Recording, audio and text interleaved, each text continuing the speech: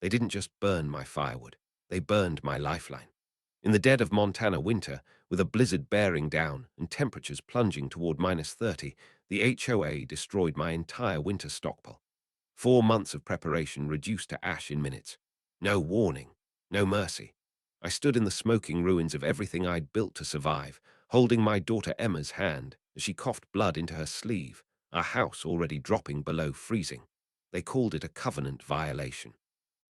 I called it attempted murder. And when their president, Victoria Sterling, told me to shut up and take it like a good little soldier, I walked to the emergency spillway valve my grandfather installed in 1957, the one that controlled the reservoir above their million-dollar homes. Because some people only understand power when it's drowning their Persian rugs. Winter in northwestern Montana doesn't arrive. It invades with the violence of a conquering army. By mid-October, the wind carries ice crystals sharp enough to cut exposed skin. The cold punches through every layer of protection until your bones ache and your thoughts crystallize. 22 years of carrying a rifle through Afghanistan taught me about survival. Montana taught me that nature doesn't care about your service record.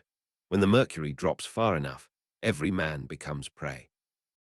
I found this valley after my medical discharge. 40 acres pressed against a ridge so steep the sun abandons it by 3 in the afternoon come December.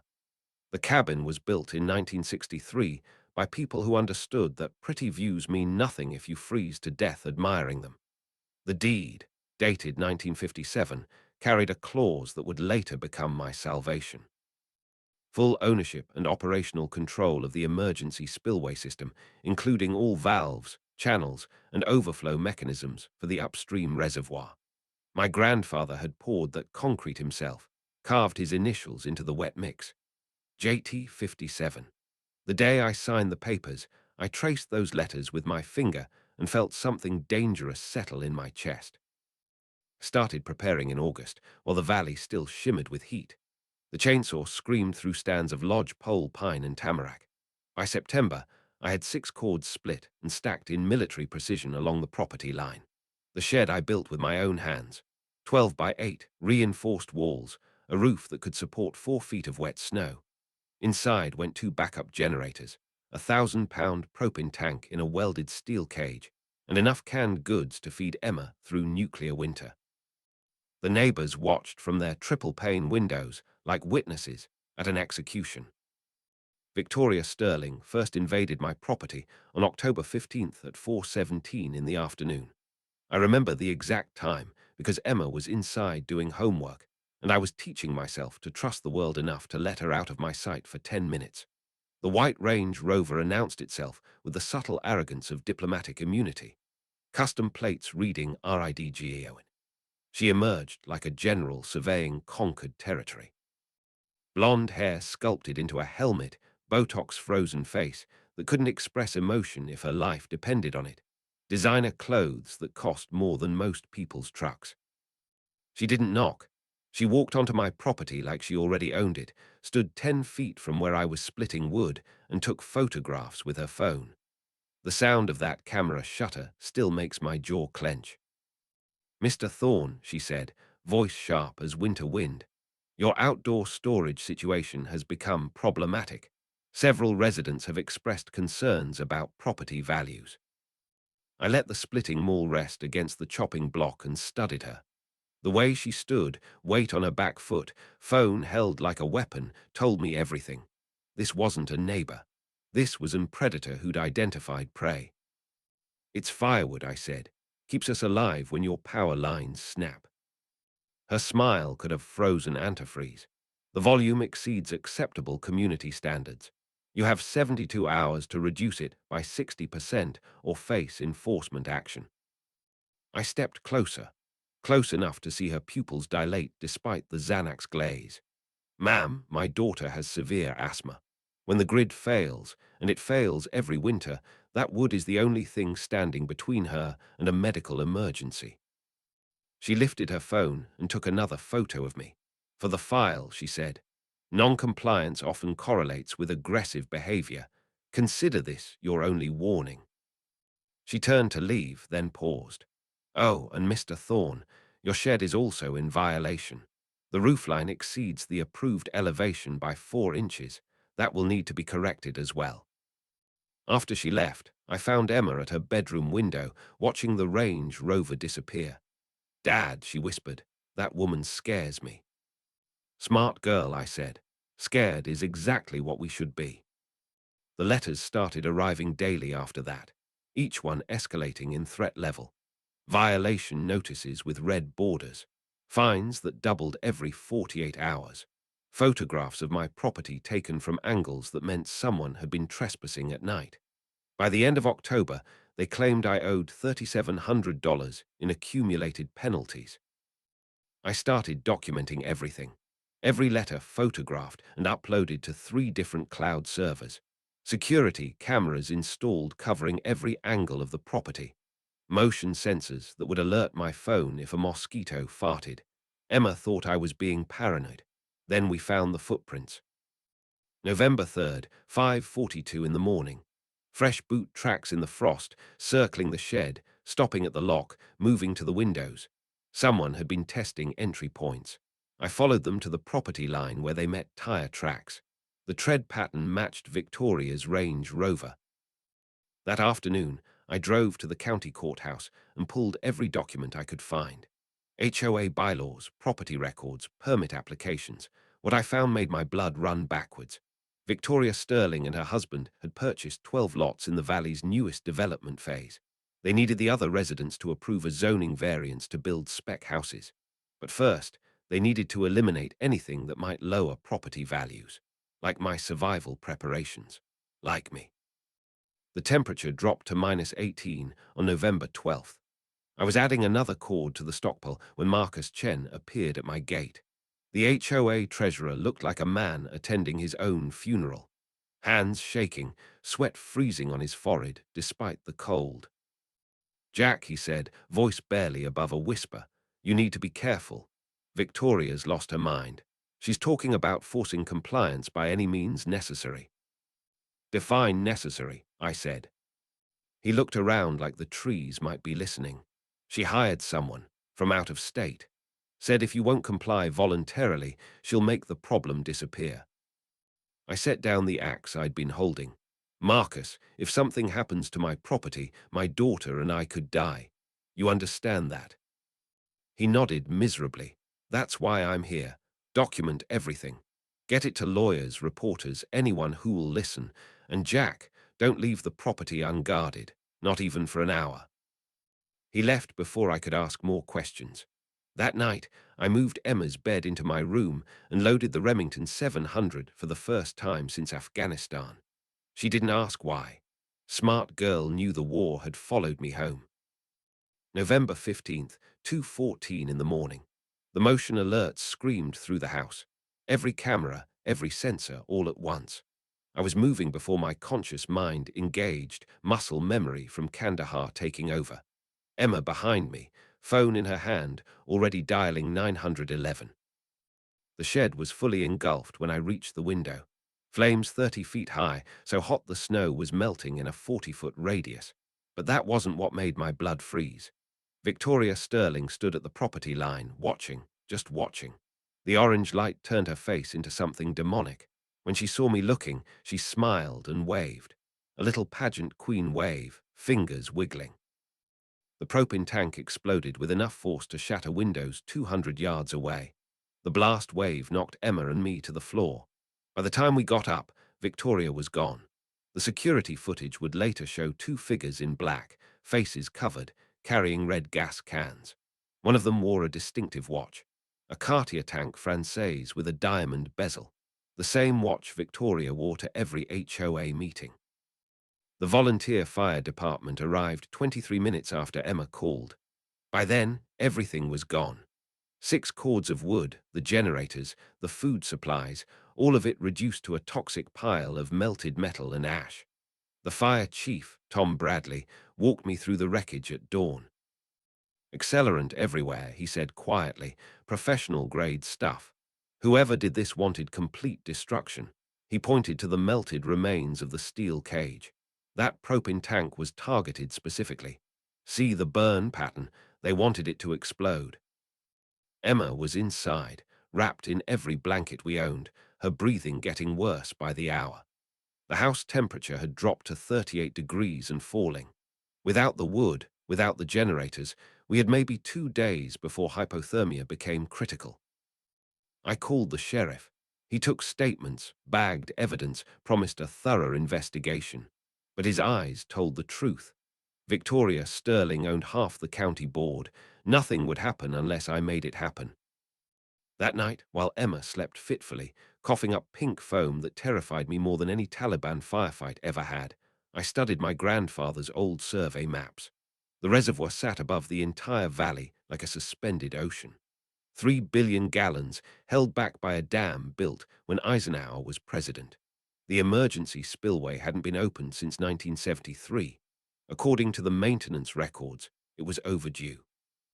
November 17th arrived with a blizzard that would make headlines. 3 feet of snow in 18 hours.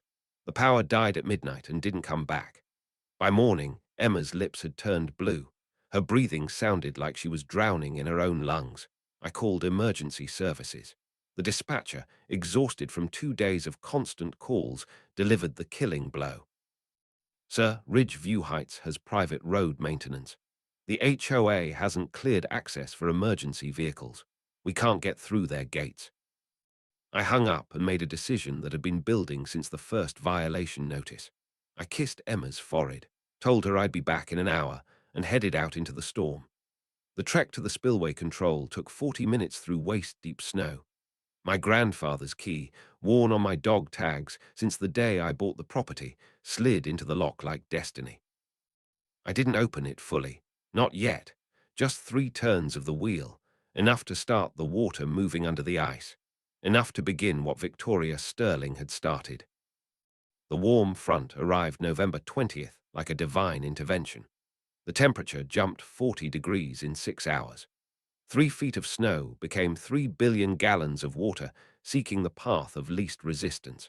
And the path of least resistance ran straight through the floodplain where Victoria Sterling had illegally built 15 luxury homes. I stood on the ridge at 2:37 in the afternoon and watched nature deliver its verdict. The water moved with the patience of a predator that knows its prey is cornered. It crept across manicured lawns, slipped under doors, filled basements with muddy democracy. Every house in Phase 3 became an island. Every luxury car became a submarine. Victoria Sterling stood in her driveway, screaming into her phone as water rose past her knees. Her Range Rover floated past like a dying whale. When she looked up and saw me watching from the ridge, the expression on her face was worth every cold night, every threat, every burned board of the wood that would have kept my daughter warm. The water stayed for 9 days. Every hour it remained was another $1 million in damage. Insurance companies, once they discovered the houses were built in a designated flood zone that Victoria had hidden from buyers, denied every claim. The county condemned all 15 structures. The FBI opened an investigation into fraud and conspiracy. Victoria Sterling's name appeared on federal indictments for racketeering, insurance fraud, and attempted murder. She ran on day 6. Security footage from the bank showed her withdrawing everything she could before the accounts were frozen. The federal marshals found her 3 weeks later in a motel outside Tucson, registered under a fake name, paying cash, hair dyed black. The courtroom photos showed a different woman. No Botox, no designer clothes, no smile, just empty eyes and handcuffs. Marcus Chen took over what remained of the HOA. His first act was to dissolve every covenant restriction. His second was to deliver 5 cords of seasoned firewood to my door, paid for from the emergency fund. He didn't say anything when he helped stack it. Neither did I. Some apologies are made with sweat, not words. Emma recovered slowly. The hospital bills took everything I had saved, but she could breathe again. She painted a sign for the new shed we built where the old one had burned. Phoenix Farm, it said, because we rise from ashes. The federal prosecutor called in March. Victoria Sterling had been sentenced to 15 years, no parole. Her husband got 12. The contractors who'd helped hide the floodplain fraud got 5 each. She asked if I wanted to make a victim impact statement. No, I said. The water already spoke for me. Spring came late but honest.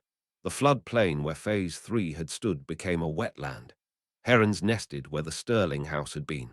Beavers built a dam where the community centre had stood. Nature reclaimed its territory with the quiet efficiency of an army that never actually left.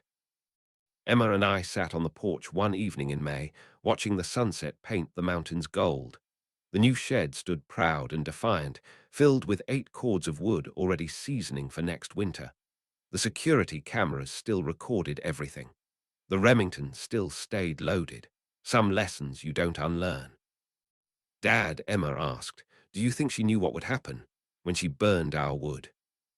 I thought about Victoria Sterling in her federal cell, about the 15 families who'd lost everything because they'd trusted her, about the winter that had almost killed my daughter. She knew exactly what she was doing, I said. She just never imagined we'd do worse. Emma was quiet for a long moment. Good, she finally said. Some people only understand consequences when they're drowning in them. My 16-year-old daughter had learned the lesson Montana teaches everyone eventually. When someone tries to kill you with cold, you bury them with water. When they take your warmth, you take their world. And when they tell you to comply or die, you show them that the mountain doesn't negotiate. The new HOA bylaws are 1 page long. Be good neighbors. The end.